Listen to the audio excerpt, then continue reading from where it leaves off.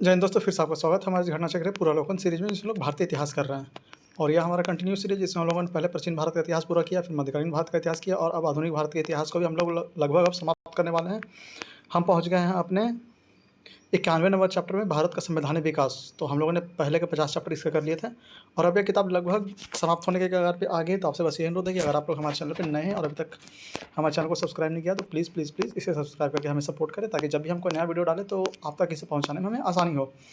और इस वीडियो को ज़्यादा से ज़्यादा शेयर करें उन लोगों तक जो इस बार का 71 बीपीएससी प्री देने वाले, या फिर टीचर का टीआरई 4 देने वाले, या कोई भी कंपटीशन एग्जाम जिसमें हिस्ट्री की अहम भूमिका रहती है वो देने वाले हैं। तो उन तक इस वीडियो को जरूर से जरूर पहुंचाइएगा, ताकि उन्हें इस वीडियो का पूरा लाभ मिल सके। और अभी से ज़्यादा रिवाइज कीजिए, ताकि आपको भी इसका कंटेंट अच्छे से समझ में आए और एग्जाम में आप लोग काफ़ी ईजी महसूस करें। आइए शुरू करते हैं आज का हमारा टॉपिक, जहाँ हम लोगों ने पिछले वीडियो लेक्चर में छोड़ा था। तो आज का हमारा टॉपिक यहाँ से शुरू होगा, भारत का संवैधानिक विकास। शुरू करने से पहले फिर से यही अनुरोध रहेगा आपसे कि अगर आप लोग हमारे चैनल पर नए हैं और अभी तक हमारे चैनल को सब्सक्राइब नहीं किया, तो प्लीज़ प्लीज़ प्लीज़ इसे सब्सक्राइब करके हमें सपोर्ट करें। आइए शुरू करते हैं। तो पहला प्रश्न है, रेगुलेटिंग एक्ट पारित किया गया था। तो ए ऑप्शन रहेगा 1773 में। रेगुलेटिंग एक्ट पारित किया गया था कब? तो ए ऑप्शन रहेगा 1773 में। आगे किस साल रेगुलेटिंग एक्ट पारित किया गया था? तो सी ऑप्शन रहेगा ईस्वी सन 1773। किस साल रेगुलेटिंग एक्ट पारित किया गया था? तो सी ऑप्शन रहेगा ईस्वी सन 1373। आगे रेगुलेटिंग एक्ट किस वर्ष पारित किया गया था? तो डी ऑप्शन रहेगा 1773 में। रेगुलेटिंग एक्ट किस वर्ष पारित किया गया था? तो डी ऑप्शन रहेगा 1773 में। आगे निम्नलिखित अधिनियमों में से प्रथम बार किसमें गवर्नर जनरल ऑफ बंगाल के पद हेतु प्राविधान किया गया? तो ए ऑप्शन रहेगा रेगुलेटिंग एक्ट 1773 में। निम्नलिखित अधिनियम में से प्रथम बार किसमें गवर्नर जनरल ऑफ बंगाल के पद हेतु प्राविधान किया गया? तो ए ऑप्शन रहेगा रेगुलेटिंग एक्ट अधिनियम 1773। आगे निम्नलिखित में से किसके अंतर्गत भारत में सर्वप्रथम सर्वोच्च न्यायालय की स्थापना हुई? तो ए ऑप्शन रहेगा रेगुलेटिंग एक्ट अधिनियम 1773। निम्नलिखित में से किसके अंतर्गत भारत में सर्वप्रथम सर्वोच्च न्यायालय की स्थापना हुई? तो ए ऑप्शन रहेगा रेगुलेटिंग एक्ट अधिनियम 1773। आगे कलकत्ता में सुप्रीम कोर्ट भारतवर्ष में प्रथम बार किस अधिनियम द्वारा बनाया गया? तो ई ऑप्शन रहेगा इनमें से कोई नहीं, क्योंकि 1773 के रेगुलेटिंग एक्ट द्वारा बनाया गया था। आगे ईस्ट इंडिया कंपनी द्वारा स्थापित उच्चतम न्यायालय के प्रथम मुख्य न्यायाधीश थे। तो ए ऑप्शन रहेगा Elijah Impey. East India Company द्वारा स्थापित उच्चतम न्यायालय के प्रथम मुख्य न्यायाधीश कौन थे? तो ए ऑप्शन रहेगा एलिजा इम्पे। आगे भारत के गवर्नर जनरल को किस एक्ट के द्वारा अपनी समिति के निर्णय को अस्वीकार करने का अधिकार मिला? तो सी ऑप्शन रहेगा 1786 एक्ट। भारत के गवर्नर जनरल को किस एक्ट के द्वारा अपनी समिति के निर्णय को अस्वीकार करने का अधिकार मिला? तो सी ऑप्शन रहेगा 1786 ईस्वी का एक्ट। आगे निम्नलिखित में से किस अधिनियम के तहत लॉर्ड कॉर्नवालिस को अपनी काउंसिल के फैसलों को रद्द करने का अधिकार मिला था? तो बी ऑप्शन रहेगा 1786 का एक्ट। निम्नलिखित में से किस अधिनियम के तहत लॉर्ड कॉर्नवालिस को अपनी काउंसिल के फैसलों को रद्द करने का अधिकार मिला था? तो बी ऑप्शन रहेगा 1786 का एक्ट। आगे 1793 में एक विनिमय द्वारा जिला कलेक्टर को उसकी न्यायिक शक्तियों से वंचित कर दिया गया और केवल संग्राहिक अभिकर्ता बना दिया गया। ऐसे विनिमय का कारण क्या था? तो इसका आंसर सी हो जाएगा, लॉर्ड कॉर्नवालिस जिला कलेक्टर में संकेंद्रित इनकी विस्तृत शक्तियों से सतर्क हो गया था और महसूस करता था कि एक व्यक्ति में इतनी परम शक्ति होना अवांछनीय है। तो इसका आंसर सी हो जाएगा। अगला, भारत व्यापार में ईस्ट इंडिया कंपनी का एकाधिकार समाप्त किया गया। तो सी ऑप्शन रहेगा 1813 में। भारतीय व्यापार में ईस्ट इंडिया कंपनी का एकाधिकार समाप्त किया गया कब? तो सी ऑप्शन रहेगा 1813 में। आगे किस अधिनियम के द्वारा ब्रिटिश संसद में चाय और चीन के साथ व्यापार को छोड़कर ईस्ट इंडिया कंपनी के भारत के साथ व्यापारिक एकाधिकार को समाप्त कर दिया गया? तो ए ऑप्शन रहेगा 1873 का चार्टर अधिनियम। किस अधिनियम के द्वारा ब्रिटिश संसद में चाय और चीन के साथ व्यापार को छोड़कर ईस्ट इंडिया कंपनी के भारत के साथ व्यापारिक एकाधिकार को समाप्त कर दिया गया? तो ए ऑप्शन रहेगा 1873 का चार्टर अधिनियम। आगे निम्नलिखित में से किस अधिनियम द्वारा ब्रिटिश ईस्ट इंडिया कंपनी का भारत में व्यापारिक एकाधिकार समाप्त कर दिया गया? तो बी ऑप्शन रहेगा 1873 का चार्टर एक्ट। निम्नलिखित में से किस अधिनियम द्वारा ब्रिटिश ईस्ट इंडिया कंपनी का भारत में व्यापारिक एकाधिकार समाप्त कर दिया गया? तो बी ऑप्शन रहेगा 1813 का चार्टर एक्ट। अगला चार्टर एक्ट 1813 के संदर्भ में क्या सही नहीं है? तो इस एक्ट ने ईसाई मिशनरियों को भारत आकर भारतीयों को प्रबुद्ध करने की अनुमति प्रदान की। बिल्कुल सही है। इसने ब्रिटिश इंडिया शासित क्षेत्र पर ब्रिटेन के राजा की प्रभुता को स्थापित किया। यह भी सही है। इस एक्ट ने चाय का व्यापार सहित ईस्ट इंडिया कंपनी के एकाधिकार व्यापार को समाप्त कर दिया। यह गलत है। तो इसमें सी ऑप्शन गलत हो जाएगा। ए और बी इसमें सही ऑप्शन है। अगला, चार्टर अधिनियम 1813 भारत के लिए महत्वपूर्ण समझे जाने का निम्नलिखित में से कौन सा कारण है? तो सी ऑप्शन है, इसके द्वारा भारतीयों की शिक्षा के लिए वित्त प्रदान किया जाना। चार्टर अधिनियम 1813 भारत के लिए महत्वपूर्ण समझे जाने का निम्नलिखित में से कौन सा कारण है? तो सी ऑप्शन हो जाएगा, इसके द्वारा भारतीयों की शिक्षा के लिए वित्त प्रावधान किया गया। आगे, चार्टर एक्ट 1833 में निम्न प्रावधानों में से कौन सा एक सही नहीं है? तो ईस्ट इंडिया कंपनी का व्यापारिक गतिविधियों का समापन, यह बिल्कुल सही है। काउंसिल के परम सत्ताधारी के पदनाम में को भारत के गवर्नर जनरल का पदनाम में बदलना, यह भी बिल्कुल सही है। काउंसिल में गवर्नर जनरल को विधिकर्ता के सभी शक्तियां प्रदान किया गया, यह भी सही है। गवर्नर जनरल की काउंसिल में विधि सदस्य के रूप में एक भारतीय की नियुक्ति, यह गलत है, तो डी ऑप्शन इसमें गलत हो जाएगा। ए और बी, सी सही है इसमें। आगे निम्नलिखित में से किस एक्ट द्वारा बंगाल के गवर्नर जनरल को भारत के गवर्नर जनरल के रूप में अभिहित किया गया था, तो डी ऑप्शन हो जाएगा 1833 का चार्टर एक्ट। निम्नलिखित में से किस एक एक्ट द्वारा बंगाल के गवर्नर जनरल को भारत के गवर्नर जनरल के रूप में अभिहित किया गया, तो डी ऑप्शन हो जाएगा 1833 का चार्टर एक्ट। आगे लोक सेवाओं की परीक्षा इंग्लैंड तथा भारत में एक साथ कराने की संस्तुति निम्न में से किसके द्वारा की गई, तो सी ऑप्शन हो जाएगा हॉब हाउस आयोग द्वारा, मॉन्टेग्यू चेम्सफोर्ड रिपोर्ट द्वारा, C option Montagu Chelmsford report द्वारा। लोक सेवाओं की परीक्षा इंग्लैंड तथा भारत में एक साथ कराने की संस्तुति निम्न में से किसके द्वारा की गई, तो सी ऑप्शन हो जाएगा मॉन्टेग्यू चेम्सफोर्ड रिपोर्ट द्वारा। आगे नागरिक सेवाओं के लिए प्रतियोगी परीक्षा प्रणाली के सिद्धांत स्वीकार किया गया, तो बी ऑप्शन रहेगा 1853 में। नागरिक सेवाओं के लिए प्रतियोगी परीक्षा प्रणाली को सिद्धांत स्वीकार किया गया, तो बी ऑप्शन रहेगा 1853 में।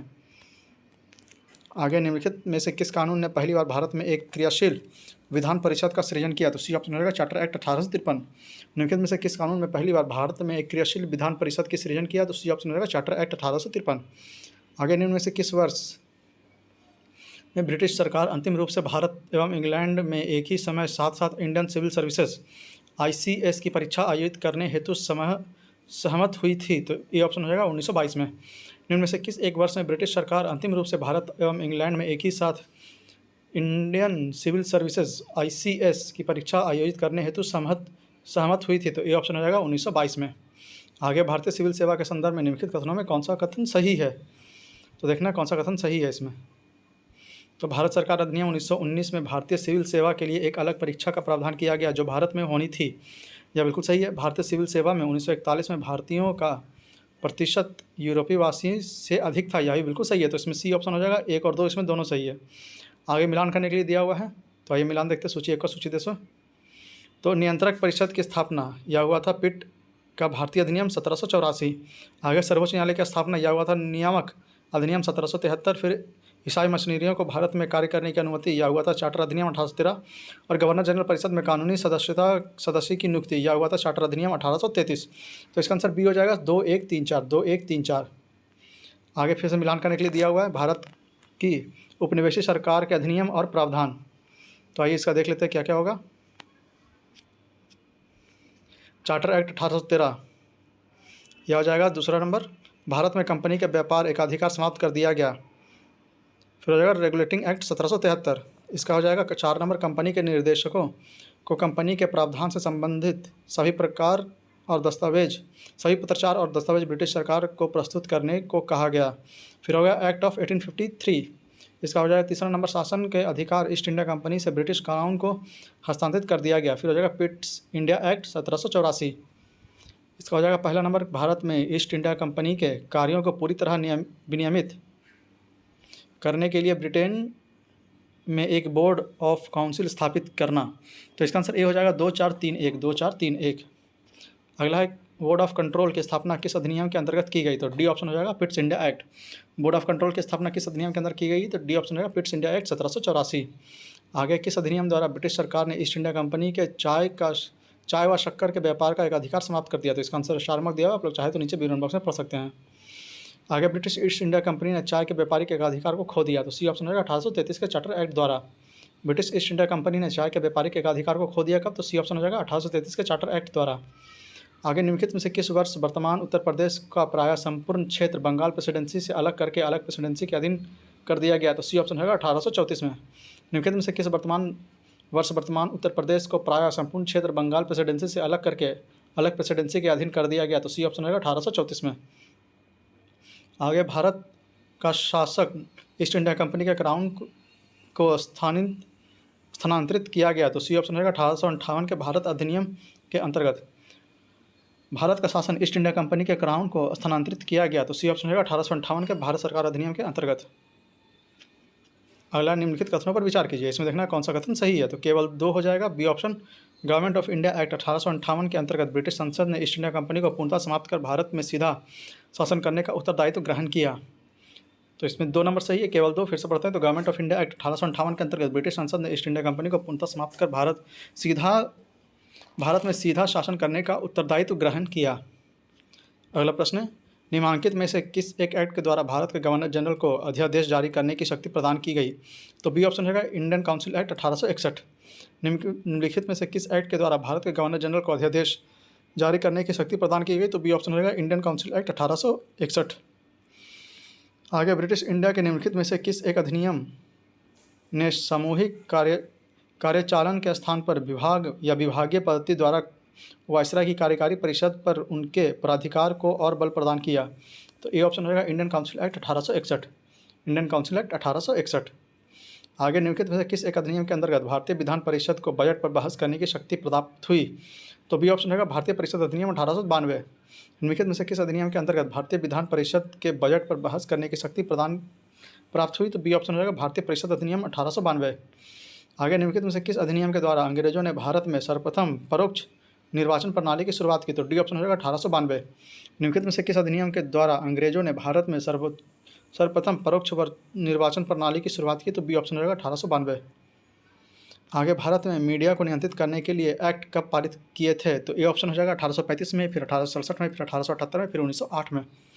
फिर से, भारत में मीडिया को नियंत्रित करने के लिए एक्ट कब पारित किया गया? तो ए ऑप्शन रहेगा 1835 में, 1867 में, 1878 में, फिर 1908 में।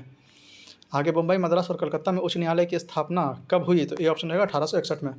मुंबई, मद्रास और कलकत्ता उच्च न्यायालय की स्थापना कब हुई? तो ए ऑप्शन रहेगा 1861 में।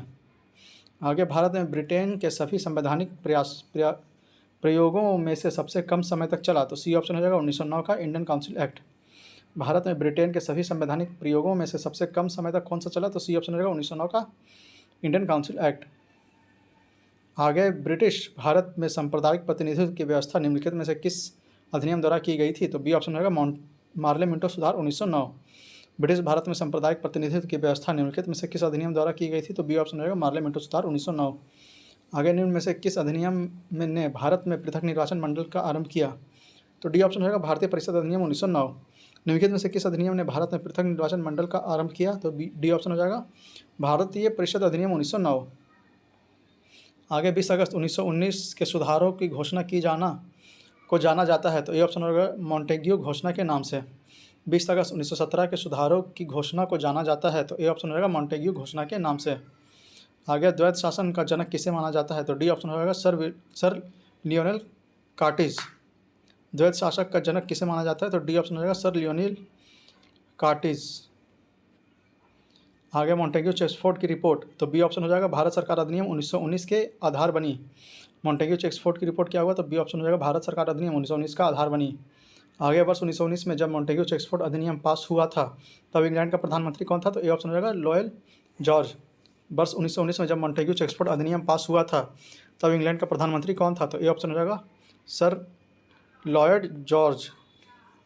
आगे, प्रांतों में द्वैध शासन प्रणाली डायआर्की किस अधिनियम के अंतर्गत लागू की गई? तो सी ऑप्शन हो जाएगा 1919। प्रांतों में द्वैध शासन प्रणाली डायआर्की किस अधिनियम के अंतर्गत लागू की गई? तो सी ऑप्शन हो जाएगा 1919। आगे, भारतीय इतिहास के संदर्भ में द्वैध शासन डायआर्की सिद्धांत किससे निर्दिष्ट करता है? तो डी ऑप्शन हो जाएगा प्रांतों में प्रत्यायोजित विषयों की 2 प्रवर्गों में विभाजन। भारतीय इतिहास के संदर्भ में द्वैध शासन डायआर्की सिद्धांत किसे निर्दिष्ट करता है? तो डी ऑप्शन हो जाएगा प्रांतों में प्रत्यायोजित विषयों को 2 प्रभागों में विभाजन। आगे, मॉन्टेग्यू चेम्सफोर्ड प्रस्ताव किससे संबंधित थे? तो डी ऑप्शन हो जाएगा संवैधानिक सुधार से। मॉन्टेग्यू चेम्सफोर्ड प्रस्ताव किससे संबंधित थे? तो डी ऑप्शन हो जाएगा संवैधानिक सुधार से। आगे, भारत सरकार अधिनियम 1919 ने निम्नलिखित में से किसको स्पष्ट रूप से परिभाषित किया? तो बी ऑप्शन हो जाएगा केंद्रीय एवं प्रांतीय सरकार का अधिकारिता। भारत सरकार अधिनियम 1919 ने निम्नलिखित में से किसको स्पष्ट रूप से परिभाषित किया? तो बी ऑप्शन होगा केंद्रीय एवं प्रांतीय सरकारों की अधिकारिता। आगे, द्वैध शासन प्रणाली लागू करने वाला एक्ट आया था? तो डी ऑप्शन हो जाएगा 1919 में। द्वैध शासन प्रणाली लागू करने वाला एक्ट आया था कब? तो डी ऑप्शन हो जाएगा 1919 में। आगे, निम्नलिखित में से भारत सरकार अधिनियम 1919 के बारे में असत्य कथन को चिन्हित कीजिए। यह अधिनियम मॉन्टेग्यू सुधार अधिनियम के नाम से भी जाना जाता है। यह बिल्कुल गलत है, यही गलत है, ठीक है, असत्य यही है, क्योंकि 1909 वाला मॉन्टेग्यू चेम्सफोर्ड के नाम से जाना जाता है। इस अधिनियम में केंद्रीय एवं प्रांतीय विषयों को अलग अलग दिया गया है, यह बिल्कुल सही है। भारत सरकार अधिनियम 1919 वर्ष 1921 में लागू हुआ, यह भी सही है। मॉन्टेग्यू भारत के राज्य सचिव और लॉर्ड चेम्सफोर्ड भारत के वायसराय थे, यह भी सही है। तो ए ऑप्शन इसमें गलत हो जाएगा। आगे कथन कारण है, आइए मिलान देखते हैं। तो भारत सरकार अधिनियम 1919 के प्रावधान के साथ शासन का ढांचा और उसकी विशेषताएं एकात्मक और केंद्रीय ही रही। यह बिल्कुल गलत है। सत्ता का एक बड़ा भाग प्रांतों को प्रत्यायोजित किया गया था, यह बिल्कुल सही है। तो डी ऑप्शन हो जाएगा, ए गलत है परंतु आर सही है। आगे फिर से कथन कारण है। तो द्वैत शासन का अर्थ प्रशासन के विषयों को दो वर्गों में विभाजित करना था, यह बिल्कुल सही है। और प्रांतों में उत्तरदायी शासन के बोध का प्रावधान करने का प्रयत्न किया गया था, यह भी बिल्कुल सही है। तो ए ऑप्शन हो जाएगा, ए और आर दोनों सही है और आर का सही स्पष्टीकरण है। आगे भारतीय उच्चायुक्त के पद का सृजन किस अधिनियम से हुआ? तो बी ऑप्शन हो जाएगा, भारत सरकार अधिनियम 1919। भारतीय उच्चायुक्त का पद का सृजन किस अधिनियम से हुआ? तो बी ऑप्शन हो जाएगा, भारत सरकार अधिनियम 1919। आगे भारत सरकार अधिनियम 1935 का मुख्य तत्व में सम्मिलित थे, तो क्या सम्मिलित था? तो पहला है एक संघ का प्रावधान और दूसरा है प्रांतों को स्वायत्तता देना। तो ए ऑप्शन हो जाएगा, ए और दो इसमें दोनों हो जाएगा, तीसरा चौथा इसमें गलत है। अगला प्रश्न है, निम्नलिखित में से किसे ब्रिटिश भारत में प्रांतीय स्वायत्तता शुरू की? तो डी ऑप्शन हो जाएगा, भारत सरकार अधिनियम 1935। निम्नलिखित में से किसने ब्रिटिश भारत में प्रांतीय स्वायत्तता शुरू की? तो डी ऑप्शन हो जाएगा, भारत सरकार अधिनियम 1935। आगे भारत सरकार अधिनियम 1935 निम्नलिखित में से किसकी रिपोर्ट पर आधारित था? तो डी ऑप्शन होगा, साइमन कमीशन। भारत सरकार अधिनियम 1935 निम्नलिखित में से किसकी रिपोर्ट पर आधारित था? तो डी ऑप्शन होगा, साइमन कमीशन की रिपोर्ट पर। आगे निम्नलिखित कथनों पर विचार कीजिए। तो 1935 के भारत सरकार अधिनियम की कुछ विशेषता थी, तो क्या क्या विशेषता थी? तो पहला है गवर्नरी प्रांतों में द्वैत शासन की समाप्ति, abolition of dyarchy in state, यह बिल्कुल सही है। और दूसरा है गवर्नरों को विधायी क्रियाओं में निर्देशाधिकार मतलब वीटो की शक्ति तथा स्वयं द्वारा विधि बनाना, यह बिल्कुल सही है। सांप्रदायिक प्रतिनिधित्व के नियम की समाप्ति, यह गलत है। तो बी ऑप्शन हो जाएगा, एक और दो इसमें सही है, तीसरा नंबर स्टेटमेंट इसमें गलत है। आगे देखते हैं, भारत सरकार अधिनियम 1935 ने समाप्त की, तो बी ऑप्शन हो जाएगा, प्रांतीय द्वैत शासन व्यवस्था। भारत सरकार अधिनियम 1935 ने समाप्त किया, तो बी ऑप्शन हो जाएगा, प्रांतीय द्वैत शासन व्यवस्था। आगे निम्नलिखित कथनों पर विचार कीजिए। गवर्नमेंट ऑफ इंडिया एक्ट 1935, तो इसमें देखना कौन सा सही है। तो प्रांतीय स्वशासन का उपबंध था, यह बिल्कुल सही है। एक संघीय न्यायालय फेडरल कोर्ट की स्थापना का उपबंध था, यह बिल्कुल सही है। केंद्र में अखिल भारतीय संघ का उपबंध था, यह भी बिल्कुल सही है। तो डी ऑप्शन हो जाएगा, 1 2 3 इसमें तीनों सही है। अगला 1935 के गवर्नमेंट ऑफ इंडिया एक्ट क्यों महत्वपूर्ण है? तो ए ऑप्शन होगा, यह भारतीय संविधान का प्रमुख स्रोत है। 1935 का गवर्नमेंट ऑफ इंडिया एक्ट क्यों महत्वपूर्ण है? तो ए ऑप्शन होगा, यह भारतीय संविधान का प्रमुख स्रोत है। आगे वर्ष 1935 में भारत सरकार अधिनियम की निम्नलिखित में से कौन सा एक वैशिष्ट युक्त नहीं था? तो ए ऑप्शन हो जाएगा, केंद्र में साथ ही साथ राज्यों में द्वैत शासन, यह गलत है। द्विशासन विधानमंडल, यह बिल्कुल सही है। प्रांतीय स्वायत्तता, यह भी सही है। एक अखिल भारतीय संघ, यह भी सही है। तो ए ऑप्शन इसमें गलत हो जाएगा, केंद्र में साथ ही साथ राज्यों में द्वैत शासन। आगे वर्ष 1935 में भारत अधिनियम द्वारा प्रस्तावित फेडरल यूनियन में राष्ट्रीय प्रांतों को शामिल करने के पीछे अंग्रेजों की असली मंशा थी। तो डी ऑप्शन इसमें हो जाएगा, राष्ट्रवादी नेताओं के साम्राज्यवाद विरोधी सिद्धांत को व्यर्थ करने के लिए राजाओं का इस्तेमाल करना। फिर से वर्ष 1935 में भारत अधिनियम द्वारा प्रस्तावित फेडरल यूनियन में राष्ट्रीय प्रांतों को शामिल करने के पीछे अंग्रेजों की असली मंशा क्या थी? तो डी ऑप्शन हो जाएगा, राष्ट्रवादी नेताओं के साम्राज्यवाद विरोधी सिद्धांत को व्यर्थ करने के लिए राजाओं का इस्तेमाल करना। आगे निम्नलिखित में से किसने 1935 के अधिनियम के बारे में कहा था कि एक कार जिसमें ब्रेक तो है परंतु पर इंजन नहीं है? तो ए ऑप्शन होगा, जवाहरलाल नेहरू ने कहा था। निम्नलिखित में से किसने 1935 के अधिनियम के बारे में कहा था कि एक कार जिसमें ब्रेक तो है पर इंजन नहीं है? तो ए ऑप्शन होगा, जवाहरलाल नेहरू ने यह कहा था। आगे हम किस अधिनियम के बारे में जवाहरलाल नेहरू ने कहा कि हमें एक ऐसी कार दी गई है जिसमें सब ब्रेक थे किंतु इंजन नहीं था? तो डी ऑप्शन हो जाएगा, 1935 का अधिनियम। किस अधिनियम के बारे में जवाहरलाल नेहरू ने कहा था कि हमें एक ऐसी कार दी गई है जिसमें सब ब्रेक है किंतु इंजन नहीं? तो डी ऑप्शन होगा, 1935 का अधिनियम। आगे निम्नलिखित में से किस अधिनियम द्वारा संवैधानिक निरंकुशता का सिद्धांत प्रवर्त किया गया? तो सी ऑप्शन हो जाएगा, 1935 का भारत सरकार अधिनियम। निम्नलिखित में से किस अधिनियम द्वारा संवैधानिक निरंकुशता का सिद्धांत प्रवर्त किया गया? तो सी ऑप्शन हो जाएगा, 1935 का भारत सरकार अधिनियम। आगे भारतीय राष्ट्रीय कांग्रेस ने अपने किस अधिनियम में भारत सरकार अधिनियम 1935 को अस्वीकार किया था? तो बी ऑप्शन हो जाएगा, लखनऊ अधिवेशन 1935। भारतीय राष्ट्रीय कांग्रेस ने अपने किस अधिवेशन में भारत सरकार अधिनियम 1935 को अस्वीकार किया था? तो बी ऑप्शन हो जाएगा, लखनऊ अधिवेशन 1935।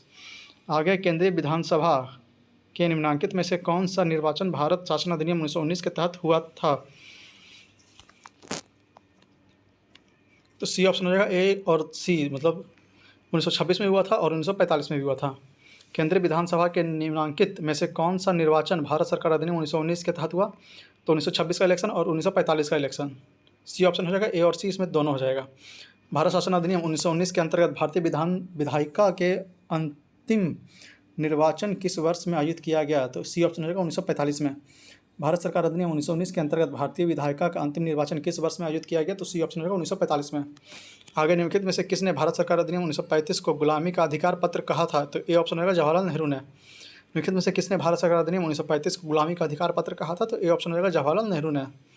आगे भारत सरकार अधिनियम 1935 में अंतर्विष्ट अनुदेश प्रमाण मतलब इंस्ट्रूमेंट ऑफ इंस्ट्रक्शन को वर्ष 1950 में भारत के संविधान में किस रूप में समाविष्ट किया गया? तो बी ऑप्शन रहेगा राज्य के नीति निर्देशक तत्व। भारत सरकार अधिनियम 1935 में अंतर्विष्ट अनुदेश प्रपत्र मतलब इंस्ट्रूमेंट ऑफ इंस्ट्रक्शन को वर्ष 1950 में भारत के संविधान में किस रूप में समाविष्ट किया गया? तो बी ऑप्शन रहेगा राज्य के नीति निर्देशक तत्व।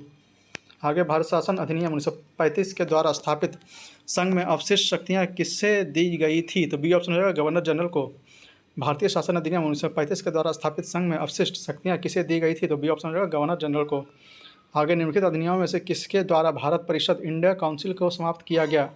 तो सी ऑप्शन रहेगा भारत सरकार अधिनियम 1935। निम्नलिखित अधिनियमों में से किसके द्वारा भारत परिषद इंडिया काउंसिल को समाप्त किया गया? तो सी ऑप्शन रहेगा भारत सरकार अधिनियम 1935।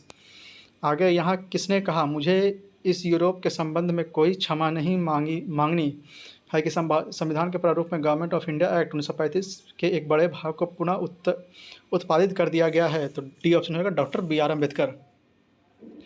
फिर से पढ़ते हैं, यह किसने कहा मुझे इस आरोप के संबंध में कोई क्षमा नहीं मांगनी है कि संविधान के प्रारूप में गवर्नमेंट ऑफ इंडिया एक्ट 1935 के एक बड़े भाग को पुनः उत्पादित कर दिया गया? तो डी ऑप्शन होगा डॉक्टर बी आर अम्बेडकर। अगला प्रश्न है, क्या आप मुझे एक भी स्वतंत्र देश दिखा सकते हैं जहां पृथक मताधिकार हो? खाली स्थान, अंग्रेजों का चुना अंग्रेज जा चुके हैं परंतु वे शरारत छोड़ गए हैं। तो यह कहा था सी ऑप्शन सरदार वल्लभ भाई पटेल ने। फिर से पता है, क्या आप मुझे एक भी स्वतंत्र देश दिखा सकते हैं जहां पृथक मताधिकार हो? खाली स्थान है, फिर अंग्रेज जा चुके हैं परंतु वे शरारत छोड़ गए हैं। तो सी ऑप्शन रहेगा सरदार वल्लभ भाई पटेल। यह कथन सरदार वल्लभ भाई पटेल का था। आगे मिलान करने के लिए आइए मिलान देखते हैं। तो द रेगुलेटिंग एक्ट हो जाएगा सुप्रीम कोर्ट की स्थापना, फिर भारत परिषद अधिनियम 1909 हो जाएगा सांप्रदायिक निर्वाचन मंडल का प्रमाण, फिर भारत सरकार अधिनियम 1919 हो जाएगा द्वैध शासन का प्रारंभ, फिर भारत सरकार अधिनियम 1935 हो जाएगा प्रदेशों में स्वायत्तता के लिए प्रावधान। तो बी ऑप्शन रहेगा 4321। आगे है ब्रिटिश शासन के संविधान के विकास में कौन सा कानून ऐतिहासिक नहीं था? तो डी ऑप्शन रहेगा protection of civil rights act 1955। फिर से ब्रिटिश शासन के संविधान के विकास में कौन सा कानून ऐतिहासिक नहीं था? तो डी ऑप्शन रहेगा protection of civil rights act 1955। अब अगला चैप्टर है आधुनिक इतिहास का विविध। अब हमारा बुक लगभग कंप्लीट होने के कगार पे, एक दिन और लगेगा एक वीडियो लेक्चर में, उसके बाद ये पूरा किताब खत्म हो जाएगा। तो आइए शुरू करते हैं आज का हमारा विविध का पहला प्रश्न से। तो निम्नलिखित कथनों पर विचार कीजिए, इसमें देखना कौन सा सही है। तो वॉरेन हेस्टिंग प्रथम गवर्नर जनरल थे जिन्होंने भारत में ब्रिटिश ढांचा पर आधारित एक नियमित पुलिस बल स्थापित किया, यह बिल्कुल गलत है। रेगुलेटिंग एक्ट 1773 द्वारा कलकत्ता के उच्चतम न्यायालय सुप्रीम कोर्ट स्थापित किया गया, यह बिल्कुल सही है। भारतीय दंड संहिता वर्ष 1860 में लागू हुई, यह भी सही है। तो बी ऑप्शन हो जाएगा 2 और 3 इसमें सही है, पहला स्टेटमेंट इसमें गलत था। आगे 19वीं शताब्दी में किस देश का भारत की ओर विस्तार का डर एंग्लो अफगान संबंधों का आधार था? तो डी ऑप्शन होगा रूस। 19वीं शताब्दी के किस देश का भारत की ओर विस्तार का डर एंग्लो अफगान संबंधों का आधार था? तो डी ऑप्शन हो जाएगा रूस। आगे मिलान करने के लिए आइए मिलान देखते हैं। 1775 हो जाएगा प्रथम एंग्लो मराठा, फिर 1780 हो जाएगा द्वितीय आंग्ल मैसूर युद्ध, फिर 1824 हो जाएगा प्रथम आंग्ल बर्मा युद्ध, फिर 1838 हो जाएगा प्रथम आंग्ल अफगान युद्ध। सी ऑप्शन हो जाएगा 3-4-1-2। अगला फिर से मिलान है, तो युद्ध है और वर्ष है, तो आइए देखते हैं। तो द्वितीय आंग्ल मैसूर युद्ध हो जाएगा 1780 से 84, द्वितीय आंग्ल अफगान युद्ध हो जाएगा 1750 से 1754, द्वितीय आंग्ल मराठा युद्ध हो जाएगा 1803 से 1805 और द्वितीय आंग्ल अफगान युद्ध हो जाएगा 1878 से 1880। तो इसका ये आंसर हो जाएगा 2-4-1-3। आगे फिर से सुमेलित करने के लिए दिया होगा, आइए मिलान देखते हैं। तो इलाहाबाद की संधि हुई थी 1765 में, एक्सला चैपल की संधि हुई थी 1748 में, ला बुर्दनासे द्वारा मद्रास पर अधिकार हुआ था 1746 में और डुबले की पदच्युत हुई थी 1754 में। तो बी ऑप्शन इसका हो जाएगा 4-3-2-1। अगला निम्नलिखित में से कौन सा युग्म सही सुमेलित नहीं है? तो इसका आंसर 4 मार्क दिया हुआ है, आप लोग चाहें तो नीचे विवरण बॉक्स में पढ़ सकते हैं। ठीक है, अगला प्रश्न है भारत के संदर्भ में शासन में पितृसत्तात्मक दृष्टिकोण निम्नलिखित में से किससे प्रायः संबंधित माना जाता है? तो ए ऑप्शन हो जाएगा थॉमस मुनरो से। भारत के संदर्भ में शासन में पितृसत्तात्मक दृष्टिकोण निम्नलिखित में से किससे प्रायः संबंधित माना जाता है? तो ए ऑप्शन हो जाएगा थॉमस मुनरो से। अगला है, निम्न में से भारत में 19वीं शताब्दी में पड़े किस अकाल को प्रकोप का समुद्र मतलब सी ऑफ कैलामिटी कहा गया? तो डी ऑप्शन हो जाएगा उड़ीसा अकाल 1866 से 67। निम्न में से भारत में 19वीं शताब्दी में पड़े किस अकाल को प्रकोप का समुद्र मतलब सी ऑफ कैलामिटी कहा गया? तो डी ऑप्शन हो जाएगा उड़ीसा अकाल 1866 से 67। आगे, भारतीय दुर्भिक्ष संहिता 1883 के निर्माण निम्नलिखित में से किस आयोग द्वारा किया गया? तो सी ऑप्शन हो जाएगा स्ट्रेची आयोग। भारतीय दुर्भिक्ष संहिता 1883 का निर्माण निम्नलिखित में से किस आयोग द्वारा किया गया? तो सी ऑप्शन हो जाएगा स्ट्रेची आयोग द्वारा। आगे फिर से मिलान करने के लिए दिया हुआ, आइए देख लेते हैं। तो इसका आंसर ए हो जाएगा 3 1 2 4। यहाँ मिलान दिया हुआ है, देखते हैं। तो एंड्रीज फ्रेरर हो जाएगा पुलिस आयोग 1902 से 1903। एंटी मैकडोनाल्ड हो जाएगा अकाल आयोग 1900 से 1901। कॉलिन स्कॉट मानक्रिफ हो जाएगा सिंचाई आयोग 1901 से 1903। और थॉमस रॉबर्टसन हो जाएगा रेलवे आयोग 1901 से 1903 में। अगला फिर से मिलान है अवधि और युद्ध। तो आइए इसमें देखते हैं कौन सा सही कूट है। तो 1767 से 69 प्रथम आंग्ल मराठा युद्ध, यह बिल्कुल गलत है। 1790 से 92 तृतीय मैसूर युद्ध, यह बिल्कुल सही है। 1824 से 1826 प्रथम आंग्ल बर्मा युद्ध, यह भी सही है। 1845 से 1846 द्वितीय सिख युद्ध, यह गलत है। तो डी ऑप्शन हो जाएगा 2 और 3 इसमें सही है, पहला और चौथा गलत है। अगला प्रश्न है, निम्नलिखित घटनाओं पर विचार कीजिए और उनको कालक्रम अनुसार व्यवस्थित कीजिए। तो सबसे पहले हुआ था तीसरा नंबर सकरखेड़ा का युद्ध, फिर हुआ था चौथा नंबर बेदरा का युद्ध, फिर हुआ था दूसरा नंबर पोर्टो नोवो का युद्ध, फिर हुआ था पहला नंबर मुगदी का युद्ध। तो ए ऑप्शन हो जाएगा 3 4 2 1 3 4 2 1। आगे, कालक्रम की दृष्टि से निम्नलिखित घटनाओं में से कौन सा अंतिम थी? तो ए ऑप्शन हो जाएगा मोपला विद्रोह। कालक्रम की दृष्टि से निम्नलिखित घटनाओं में से कौन सा अंतिम थी? तो ए ऑप्शन हो जाएगा मोपला विद्रोह। अगला है, यूनाइटेड किंगडम की महारानी एलिजाबेथ द्वितीय के संबंध में निम्नलिखित में से कौन सा कथन सही है? तो ए ऑप्शन इसमें सही हो जाएगा उन्होंने 70 वर्ष तक शासन किया और 96 वर्ष की आयु में उनकी मृत्यु हो गई। फिर से, यूनाइटेड किंगडम की महारानी एलिजाबेथ द्वितीय के संबंध में निम्नलिखित में से कौन सा कथन सही है? तो उन्होंने 70 वर्ष तक शासन किया और 96 वर्ष की आयु में उनकी मृत्यु हो गई। आगे, निम्नलिखित को सही कालानुक्रम में व्यवस्थित कीजिए और नीचे दिए गए कोड की सहायता से सही उत्तर चुनिए। तो सबसे पहले डोमेट्रिक परफॉर्मेंस हुआ था, फिर वर्नाकुलर प्रेस एक्ट हुआ था, फिर हुआ था D number Bengal tenancy act, फिर हुआ था C number north western province and Awadh act. तो ए ऑप्शन हो जाएगा ए बी डी सी। आगे सुमेल करने के लिए तो आइए मिलान देखते हैं। तो बाल विवाह हो जाएगा तीसरा नंबर MG रनाडे, फिर हो जाएगा ठगी प्रथा का अंत, यह हो जाएगा कर्नल स्लीमैन। और फिर विधवा पुनर्विवाह, यह हो जाएगा ईश्वरचंद विद्यासागर। और पिंडारियों का दमन हो जाएगा लॉर्ड हेस्टिंग। तो ए ऑप्शन हो जाएगा 3 2 1 4 3 2 1 4। आगे निम्नलिखित कथनों पर विचार कीजिए। तो इसमें देखना कौन सा कथन इसमें सही है। तो इसका आंसर स्टार मार्क दिया हुआ है, आप लोग यहाँ तो विवरण बॉक्स में पढ़ सकते हैं क्या था इसमें पूरा। इसमें कोई भी कूट सही नहीं है। आगे, निम्नलिखित विज्ञापन the marvel of the century, the wonder of the world, living photographic picture in life size production, cinematography, a few exhibition will be at Watson hotel tonight, 7 जुलाई को टाइम्स ऑफ इंडिया में छापा था। तो डी ऑप्शन हो जाएगा 1896 में, यह 1896 में छापा गया था टाइम्स ऑफ इंडिया में। अगला है, ब्रिटिश सरकार भारत के विभाजन के लिए उत्तरदायी नहीं है, उपयुक्त कथन का श्रेय दिया जाता है। तो बी ऑप्शन हो जाएगा लॉर्ड एटली को। ब्रिटिश सरकार भारत के विभाजन के लिए उत्तरदायी नहीं है, उपयुक्त कथन का श्रेय दिया जाता है किसे? तो बी ऑप्शन हो जाएगा लॉर्ड एटली को। आगे, राजनीतिक स्वतंत्रता राष्ट्र के जीवन श्वास है, कहा था किसने? तो बी ऑप्शन हो जाएगा अरविंद घोष। राजनीतिक स्वतंत्रता राष्ट्र के जीवन श्वास है, कहा था किसने? तो बी ऑप्शन हो जाएगा अरविंद घोष ने।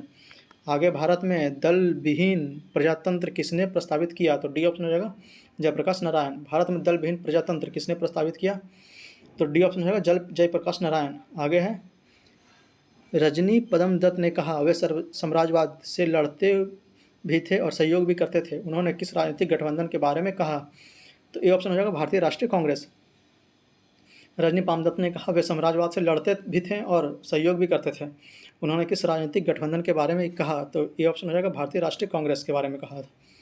अगला है, new lamps for old lake शीर्षक 1800 श्रृंखला 1893-94 में सर्वहारा वर्ग के साथ संपर्क के बारे में होने के लिए कांग्रेस का आलोचना की गई। इस लेख लेखों का लेखक कौन था? तो ए ऑप्शन हो जाएगा अरविंद घोष।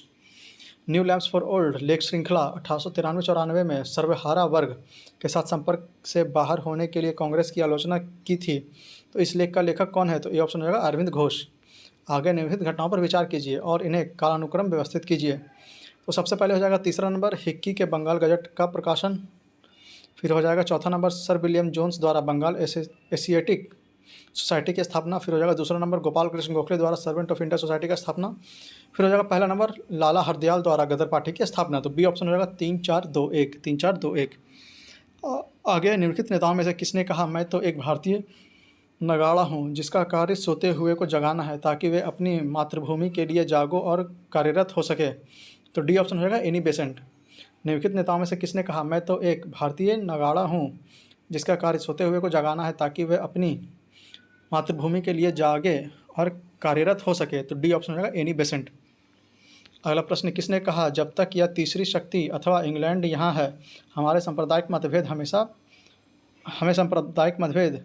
हमेशा परेशान करते रहेंगे? तो ई ऑप्शन होगा उपयुक्त में से कोई नहीं या उपयुक्त में से एक से अधिक, यहाँ नीचे विवरण में देख सकते हैं। आगे किन दो नेताओं ने भारत में दौरा कर सामाजिक उत्थान का कार्य किया? तो ए ऑप्शन होगा गांधी और तिलक।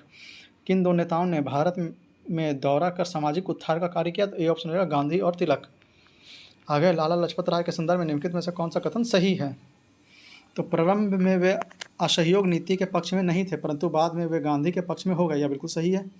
स्वराज पार्टी के गठन में लाला लाजपत राय भी शामिल हुए, यह भी सही है। तो सी ऑप्शन हो जाएगा 1 और 2 इसमें दोनों सही है।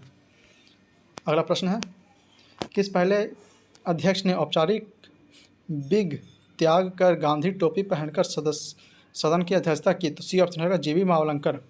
किस पहले अध्यक्ष ने औपचारिक बिग त्याग कर गांधी टोपी पहनकर सदन की अध्यक्षता की? तो सी ऑप्शन हो जाएगा जीवी मावलंकर। आगे विश्व का प्रथम महिला प्रधानमंत्री थी? तो बी ऑप्शन हो जाएगा श्रीमावो भंडारनायके। विश्व की प्रथम महिला प्रधानमंत्री कौन थी? तो बी ऑप्शन हो जाएगा श्रीमावो भंडारनायके। आगे निम्नलिखित में से वह जिसे ब्रिटिश प्रधानमंत्री की आधिकारिक निवास कहा जाता है? तो सी ऑप्शन है 10 डाउन स्ट्रीट। निम्नलिखित में से वह जिसे ब्रिटिश प्रधानमंत्री का आधिकारिक निवास कहा जाता है? तो सी ऑप्शन है 10 डाउन स्ट्रीट 10 डाउन स्ट्रीट्स। आगे निम्नलिखित कथनों पर विचार कीजिए तथा सही विकल्प को चुनिए। तो इसमें सही क्या है देखना है। तो जुलाई 1952 में जेवी कृपलानी ने किसान मजदूर प्रजा पार्टी का गठन किया, यह बिल्कुल गलत है। फिर पीसी घोष एवं टी प्रकाशम किसान मजदूर प्रजा पार्टी से जुड़े हुए थे, यह बिल्कुल सही है। तो बी ऑप्शन हो जाएगा एक गलत है लेकिन दूसरा सही है। आगे निम्नलिखित में से किस तिथि को भारतीय संविधान निर्माता डॉक्टर भीमराव अम्बेडकर की मृत्यु हुई? तो बी ऑप्शन होगा 6 दिसंबर 1956। निम्नलिखित में से किस तिथि को भारतीय संविधान निर्माता डॉक्टर भीमराव अम्बेडकर की मृत्यु हुई? तो बी ऑप्शन होगा 6 दिसंबर 1956।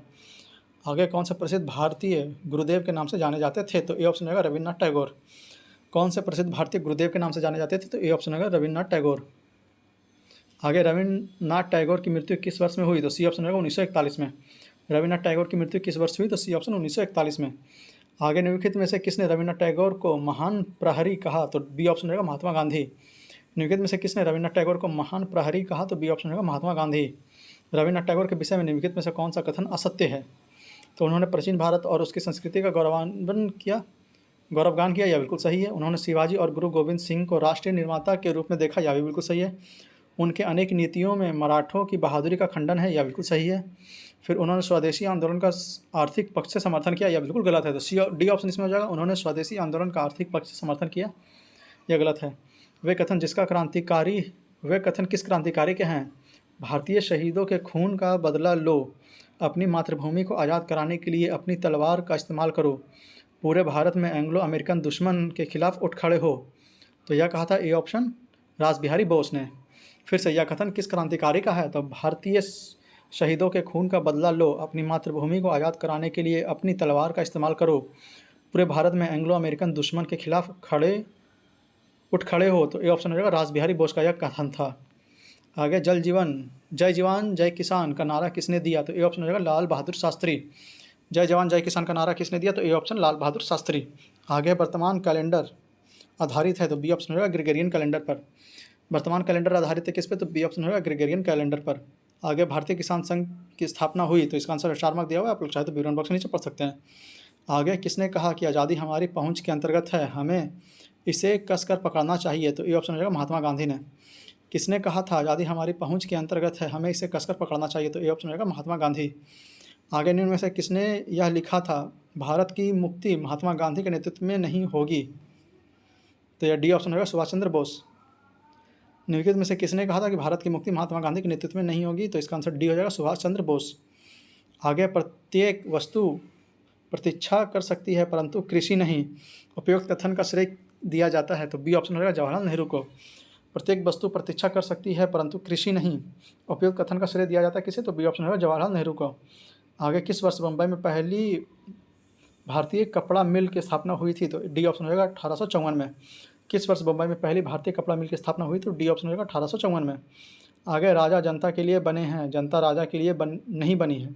राष्ट्रीय आंदोलन के दौरान निम्नलिखित में से किसने यह वक्तव्य दिया था? तो सी ऑप्शन रहेगा दादा भाई नौरोजी। राजा जनता के लिए बने हैं, जनता राजा के लिए नहीं बनी है। राष्ट्रीय आंदोलन के दौरान निम्नलिखित में से किसने यह वक्तव्य दिया? तो सी ऑप्शन रहेगा दादा भाई नौरोजी ने। आगे भारत में बॉय स्काउट या बाल्चर और सिविल गार्ड आंदोलन का जन्मदाता था? तो डी ऑप्शन हो जाएगा वेडेन पॉवेल। भारत में बॉय स्काउट या बाल्चर और सिविल गार्ड आंदोलन का जन्मदाता कौन था? तो डी ऑप्शन हो जाएगा वेडेन पॉवेल। आगे भारतीय इतिहास के संदर्भ में 1884 का रखमाबाई मुकदमा किस पर केंद्रित था? तो बी ऑप्शन होगा 2 और 3, मतलब सहमति की आयु और दंपत्ति अधिकारों का प्रतिस्थापन। तो बी ऑप्शन होगा 2 और 3, केवल 2 और 3। पहला नंबर महिला का शिक्षा पाने का अधिकार, यह गलत है। आगे भारत के स्वतंत्रता से संबंधित निम्न कथनों में से कौन सा एक सही नहीं है? तो रॉलेट एक्ट से सार्वजनिक रोष की एक लहर उमड़ी जिसके फलस्वरूप जलियांवाला बाग जनसंहार हुआ, यह बिल्कुल सही है। सुभाष चंद्र बोस ने फॉरवर्ड ब्लॉक गठित किया, यह भी सही है। भगत सिंह हिंदुस्तान रिपब्लिकन एसोसिएशन के संस्थापकों में से एक था, यह भी सही है। 1931 में कराची के कांग्रेस अधिवेशन में गांधी इरविन समझौते का विरोध हुआ, यह बिल्कुल गलत है। तो डी ऑप्शन इसमें गलत हो जाएगा। 1931 से कराची के कांग्रेस अधिवेशन में गांधी इरविन समझौते का विरोध हुआ था। आगे जवाहरलाल नेहरू के विषय में निम्नलिखित कथनों पर ध्यान दीजिए। तो इसमें देखना कौन सा सही है। तो वे 1917 में कांग्रेस दल के अध्यक्ष थे, यह बिल्कुल गलत है। उन्होंने संविधान सभा की अध्यक्षता की, यह भी गलत है। भारत की स्वतंत्रता से पूर्व उन्होंने संयुक्त प्रांत में प्रथम कांग्रेस मंत्रिमंडल बनाया था, यह भी गलत है। तो डी ऑप्शन रहेगा उपयुक्त में से कोई भी सही नहीं है। आगे मैं समाजवादी और गणतंत्रात्मक हूँ और मुझे राजाओं और राजकुमारों में विश्वास नहीं है, यह वक्तव्य संबंधित है किससे? तो डी ऑप्शन रहेगा जवाहरलाल नेहरू से। मैं एक समाजवादी और गणतंत्रवादी हूँ और मुझे राजाओं और राजकुमारों में विश्वास नहीं है, यह वक्तव्य संबंधित है किससे? तो डी ऑप्शन हो जाएगा जवाहरलाल नेहरू से। आगे निम्नलिखित में से किसे भारत में समाजवाद का उच्चतम पुजारी कहा गया? तो ए ऑप्शन रहेगा जवाहरलाल नेहरू को। निम्नलिखित में से किसे भारत में समाजवाद का उच्चतम पुजारी कहा गया? तो ए ऑप्शन रहेगा जवाहरलाल नेहरू को। अगला प्रश्न है, समाजवाद का समर्थक कौन था और 1933 में ब्रिटिश शासन देसी राजाओं, जमींदारों और पूंजीवाद को उखाड़ फेंकना चाहता था? तो बी ऑप्शन रहेगा जवाहरलाल नेहरू। समाजवाद का समर्थक कौन था और 1933 में ब्रिटिश शासन देसी राजाओं, जमींदार और पूंजीवादी को उखाड़ फेंकना चाहते थे? तो बी ऑप्शन रहेगा जवाहरलाल नेहरू। आगे निम्नलिखित में से कौन एक जवाहरलाल नेहरू का जीवनीकार है? तो ए ऑप्शन रहेगा फ्रेंच मोरिस। निम्नलिखित में से कौन एक जवाहरलाल नेहरू का जीवनीकार है? तो ए ऑप्शन रहेगा फ्रेंच मोरिस। आगे अंबाबाई एक स्वतंत्रता सेनानी भारत के किस राज्य में थी? तो डी ऑप्शन रहेगा कर्नाटक। अंबाबाई एक स्वतंत्रता सेनानी भारत के किस राज्य में थी? तो डी ऑप्शन रहेगा कर्नाटक। अगला प्रश्न है, साराबंदी आंदोलन 1922 किसके नेतृत्व में प्रारंभ हुआ? तो बी ऑप्शन हो जाएगा सरदार वल्लभ भाई पटेल। साराबंदी आंदोलन 1922 किसके नेतृत्व में प्रारंभ हुआ? तो बी ऑप्शन हो जाएगा सरदार वल्लभ भाई पटेल। आगे राजनीतिक विरोध प्रदर्शन के निम्नलिखित 4 रूपों में कौन सा उस व्यक्ति के नाम पर आधारित है जिसने सर्वप्रथम इसका उपयोग राजनीतिक हथियार के रूप में किया? तो ए ऑप्शन हो जाएगा बॉयकॉट। राजनीतिक विरोध प्रदर्शन के निम्नलिखित 4 रूपों में से कौन सा उस व्यक्ति के नाम पर आधारित है जिसने सर्वप्रथम इसका उपयोग राजनीतिक हथियार के रूप में किया? तो ए ऑप्शन हो जाएगा बॉयकॉट। आगे भारत सरकार द्वारा वर्ष 1919 में ILO के विंस्टिंगन सम्मेलन में मजदूरों के प्रतिनिधि के रूप में निम्नलिखित में से किसे भेजा गया था? तो बी ऑप्शन हो जाएगा NM जोशी को भेजा गया था। आगे निम्नलिखित कथनों पर विचार कीजिए। आर्य समाज की स्थापना 1875 में हुई थी, यह बिल्कुल सही है। फिर अल हिलाल को मौलाना अबुल कलाम आज़ाद ने प्रकाशित किया, यह भी बिल्कुल सही है। लाला लाजपत राय द पीपुल समाचार पत्र से संबंधित नहीं थे, यह गलत है। कलकत्ता के प्रसिद्ध प्रेसिडेंसी कॉलेज पूर्व हिंदू कॉलेज की स्थापना राजा राम मोहन रॉय ने की थी, यह बिल्कुल सही है। तो सी ऑप्शन हो जाएगा 1, 2 और 4 इसमें सही है। तीसरा नंबर स्टेटमेंट इसमें गलत था। आगे निम्नलिखित घटनाओं पर विचार कीजिए और कालक्रमानुसार व्यवस्थित कीजिए। तो सबसे पहले हो जाएगा तीसरा नंबर, बाल गंगाधर तिलक द्वारा केसरी समाचार पत्र का प्रारंभ। फिर हो जाएगा दूसरा नंबर खुद्दीराम बोस की मृत्यु दंड। फिर हो जाएगा पहला नंबर करजन वाइली की हत्या। फिर हो जाएगा चौथा नंबर अबुल कलाम आज़ाद द्वारा अल हिलाल समाचार पत्र का प्रारंभ। तो ए ऑप्शन हो जाएगा 3-2-1-4, 3-2-1-4। आगे निम्नलिखित घटनाओं में से कौन सी घटना कालक्रम के अनुसार तीसरे स्थान पर आती है? तो डी ऑप्शन हो जाएगा दांडी मार्च। दांडी मार्च हो जाएगा सबसे पहले, हो जाएगा असहयोग आंदोलन, फिर हो जाएगा चंपारण आंदोलन, फिर हो जाएगा दांडी मार्च, फिर हो जाएगा भारत छोड़ो आंदोलन।